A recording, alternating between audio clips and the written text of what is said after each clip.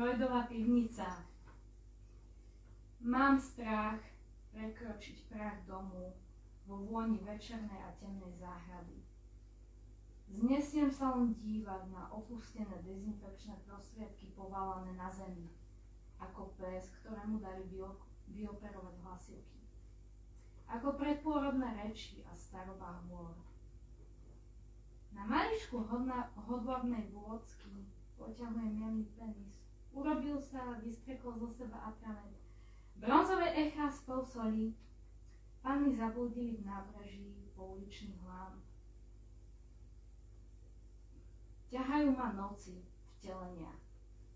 Ich pozývanie kostí. Pýtajú sa, kde je tvoja cigánska dcéra s husľami? Aký orteľ nad nami vyriekne? Vstúpim do emócie a je tam morová múza. Mapuje moje zárezy. Pohúznenie, stará Európa. Prepichovanie nosa pridáva na útoku. Tlak v brzdnom valci sa zvyšuje a ty mi vstupuješ do žil ako vtelenie bez pontónov. Počuješ ich. Schizofrenici musia prežiť ďalšiu zimu.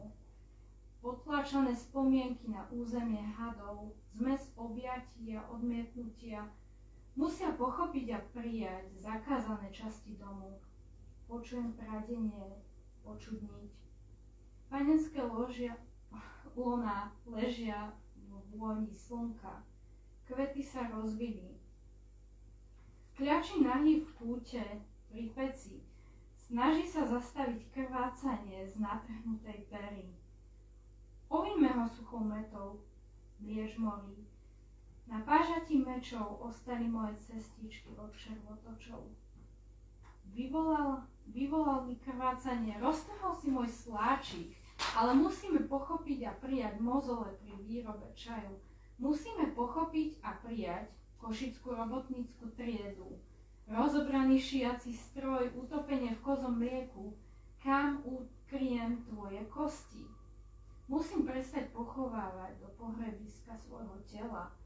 Prach odmietnutia bude rozptýlený niekam ďaleko mimo pivnice.